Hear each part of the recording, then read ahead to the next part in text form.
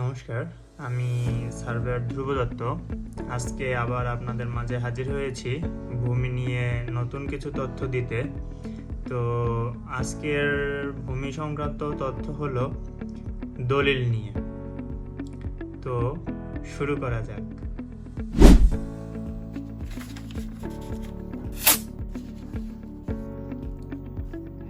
দলিল মোট 9 প্রকার: সাবকবলা দলিল, দানপত্র দলিল, হেবা দলিল, হেবা বিল এওয়াজ দলিল, বন্টননামা দলিল, ওসিয়তনামা দলিল, উইল দলিল, নাদাবি দলিল।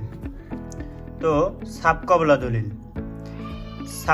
দলিল হলো টাকার বিনিময়ে যদি কোনো সম্পদ বা সম্পত্তি ক্রয় করা হয় তাকে বলা হয় সাবকবলা দলিল। 2. দানপত্র দলিল হলো যেই সম্পত্তিটি সম্পূর্ণ নিঃস্বার্থভাবে গ্রহীতার সম্মতিক্রমে হস্তান্তর করা হয় সেটি দানপত্র দলিল।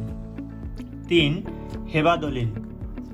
এটা হচ্ছে কিছু রক্তের সম্পর্কের মধ্যে, যেমন স্বামী স্ত্রী, পিতামাতা, দাদা দাদি, নানা নানি, ভাই বোনদের মধ্যে পণ স্বরূপ কোনো অর্থ গ্রহণ না করে স্থাবর সম্পত্তি হস্তান্তর বা প্রদানের মৌখিক ঘোষণাকেই হেবা দলিল বলে।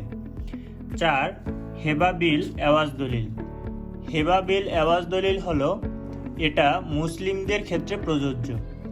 এটা হলো যে দলিলের মাধ্যমে দাতা গ্রহীতার নিকট হতে প্রতীকী প্রদান স্বরূপ ধর্মীয় গ্রন্থ যেমন কোরআন, জায়নামাজ ইত্যাদি গ্রহণ করে কোনো দানপত্র সম্পাদন করেন, তাই হলো হেবা বিল এওয়াজ দলিল। 5. এওয়াজ বদল দলিল হলো এমন এক দলিল যা এক্সচেঞ্জ অফ প্রপার্টি। এর মানে হলো আমি আপনাকে একটা জমি দিব, এর পরিবর্তে আপনি আবার আমাকে একটি জমি দিবেন, এটাই হলো এওয়াজ বদল দলিল। বন্টননামা দলিল হলো সহজভাবে বলতে গেলে পৈতৃক সম্পত্তি ভাগ বাটোয়ারা করার সময় যে দলিল করা হয় তাকেই বলা হয় বন্টননামা দলিল। 7.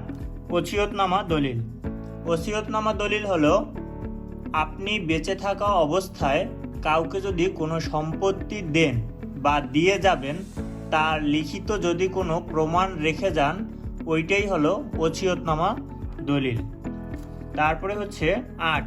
উইল দলিল ও ওসিয়ত দলিল একই রকম। তো উইল দলিল এবং ওসিয়ত দলিলের মধ্যে একটি পার্থক্য হলো উইল দলিল সকল ধর্মীয়দের জন্য আর ওসিয়তনামা দলিল শুধু মুসলিমদের জন্য। তারপরে 9. নাদাবি দলিল হলো যে দলিলে আপনার কোনো দাবি নেই, তাই হলো নাদাবি দলিল। তো আশা করি সবাই বুঝতে পারছেন। তো ধন্যবাদ এত সময় আমার সাথে থাকার জন্য।